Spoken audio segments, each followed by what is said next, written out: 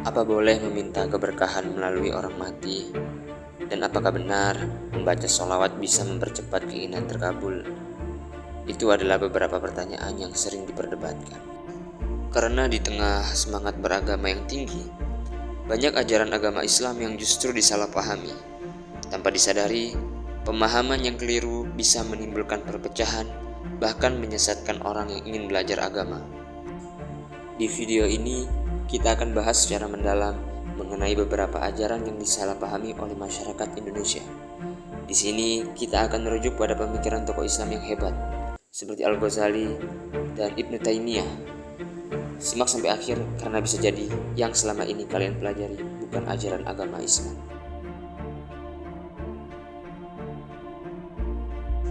Apakah benar di dalam Islam ada pemisahan antara ilmu agama dan ilmu dunia? Atau justru pemisahan ini hanyalah warisan cara berpikir modern yang tidak sejalan dengan tradisi keilmuan Islam? Di dalam Islam klasik, sebenarnya tidak ada pemisahan antara ilmu agama dan ilmu dunia. Seluruh ilmu sejatinya bersumber dari sumber yang sama, yaitu Allah. Konsep tersebut dikenal sebagai teori Tauhid al-Ilm, yaitu kesatuan ilmu. Imam Al-Ghazali bahkan pernah berkata, ilmu yang bermanfaat adalah yang mendekatkanmu kepada Allah, baik itu syariah maupun ilmu alam. Konsep ini juga dikuatkan oleh hukum fardu kifayah dalam mempelajari ilmu kedokteran, teknik, pertanian, atau teknologi.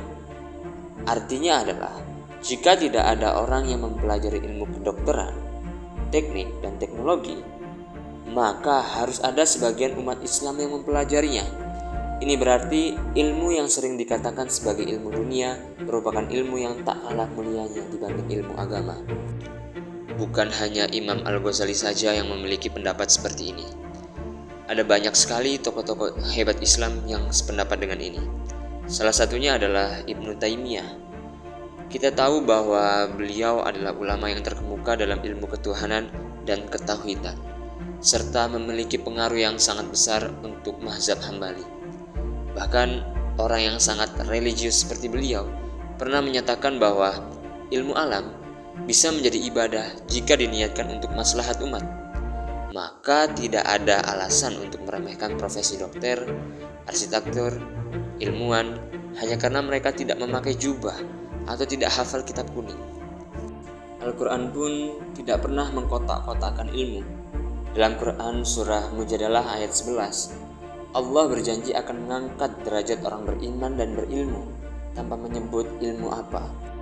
Lalu dalam Al-Baqarah ayat 164, Allah mengajak manusia bertafakur terhadap langit, bumi, dan penciptaan alam, yang dalam konteks modern berarti mendorong riset dan eksplorasi sains.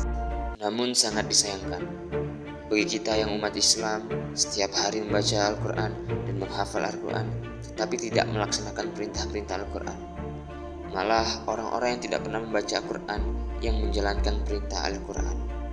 Miris, tapi itulah fakta yang harus kita telan.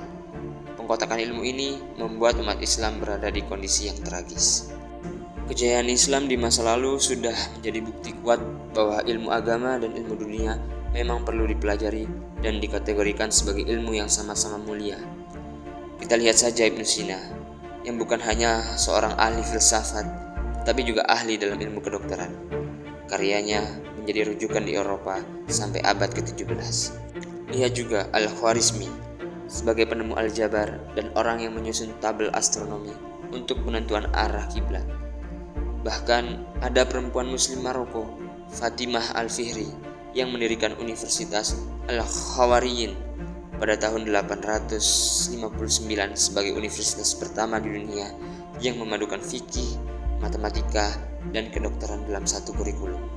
Sayangnya di Indonesia masih banyak mitos yang beredar seperti ngaji lebih mulia daripada sekolah umum, atau ilmu dunia membuat hati kering. Akibatnya hanya sedikit SDM muslim yang terjun ke dunia sains dan teknologi. Dualisme pendidikan pun terjadi. Pesantren kurang sains dan sekolah umum miskin akhlak. Bahkan sampai muncul kelompok yang menolak vaksin karena dianggap jika menggunakan vaksin maka orang tersebut bukan bagian dari Islam. Sebenarnya para ulama sudah lama memperingatkan mengenai bahaya dikotomi ini. Kiai Hasyim Asy'ari menyebutkan bahwa menelantarkan ilmu falak atau eksakta adalah sebuah bentuk dosa kolektif. Bahkan Syekh Yusuf Qaradawi menyebut bahwa belajar AI dan bioteknologi adalah bentuk jihad ilmiah. Jadi, apakah kita masih ingin melanjutkan pemisahan ilmu ini? Atau sudah saatnya kita kembali ke warisan Islam yang sejati, yaitu meniadakan pemisahan ilmu dan menjadikan semua pengetahuan sebagai jalan menuju Allah Subhanahu wa Ta'ala. Istilah Habib secara bahasa berarti kekasih, dan secara historis gelar ini mulai dikenal di kalangan Ahlul Bait di wilayah Hadramaut Yaman sebagai bentuk penghormatan kepada keturunan Nabi yang berilmu dan berdakwah. Di Indonesia, gelar ini mulai menyebar melalui jalur migrasi Hadrami sejak abad ke-18. Menurut Teguh Iskandar, penyebaran ini turut membentuk identitas keagamaan lokal. Namun, dalam konteks antropologi sosial, Prof. Azumardi Azra menyatakan bahwa gelar Habib ini di kemudian hari akan menjadi model sosial yang memperkuat otoritas keagamaan di masyarakat. Sayangnya, berkembang pula 3 kesalahpahaman besar mengenai status Habib. Yang pertama adalah anggapan Habib pasti suci dan masuk surga. Pemikiran ini keliru karena di Al-Quran surah Al-Najm ayat 39 menegaskan bahwa manusia hanya mendapat balasan dari amalnya. Bahkan Nabi bersabda, barang siapa yang lambat amalnya tidak akan dipercepat oleh nasabnya. Syekh Abdul Qadir Jailani yang keturunan Nabi mengatakan bahwa nasab tanpa iman adalah amal yang tidak berguna di hadapan Allah.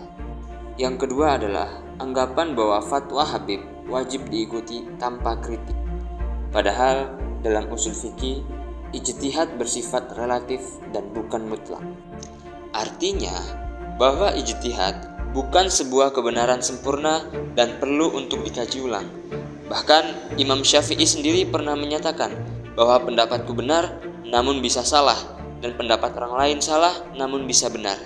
Ini membuktikan bahwa fatwa yang dikeluarkan oleh Habib bisa dikritik, bisa dikoreksi jika memang terdapat kesalahan, dan bukan sesuatu yang harus dipercayai dengan buta. Yang ketiga adalah adanya pemahaman bahwa Habib bisa memberikan syafaat secara khusus. Ini sangat bertentangan sekali dengan akidah Islam. Quran surah Az-Zumar ayat 44 menyatakan bahwa syafaat sepenuhnya milik Allah. Meminta syafaat kepada manusia, baik yang hidup ataupun yang mati, apalagi dengan keyakinan bahwa mereka punya akses kepada Nabi, adalah sebuah bentuk penyimpangan. Karena Ibnu Qayyim sendiri menegaskan bahwa syafaat Nabi diberikan kepada umatnya di akhirat, bukan melalui manusia di dunia. Jadi penting untuk dipahami bahwa kultus terhadap individu, termasuk Habib, bisa mengarahkan kepada syirik kecil. Serta banyak studi yang mengungkapkan bahwa orang yang bergelar Habib sering melakukan penyalahgunaan gelar Habib untuk kepentingan pribadi, seperti dalam studi Martin van Bruynesen. Sangat disayangkan, mereka yang merupakan keturunan Nabi justru malah melakukan hal yang bertentangan dengan syariat Islam. Dan banyak dari mereka, walaupun tidak semuanya, yang menganggap diri mereka lebih tinggi dari orang lain.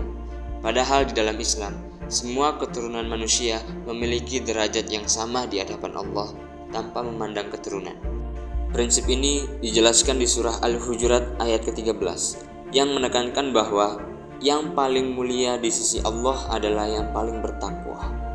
Dan hal ini ditegaskan kembali oleh para ulama seperti Ibnu Taimiyah bahwa kemuliaan manusia tidak diukur dari nasab, status sosial, ataupun kebangsaan, melainkan diukur dari ketakwaan.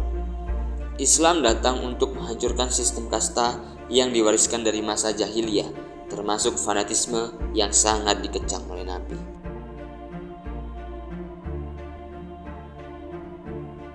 Ziarah kubur adalah praktik yang sangat akrab dalam budaya Islam Indonesia. Hampir setiap jelang Ramadan atau hari besar Islam, ribuan orang memadati makam para wali dan habaib, serta berharap mendapat berkah dan terkabulnya hajat mereka. Dan meminta kepada orang mati apakah dibenarkan dalam Islam? Apakah ini bentuk tabaruk? atau malah bentuk syirik tersembunyi?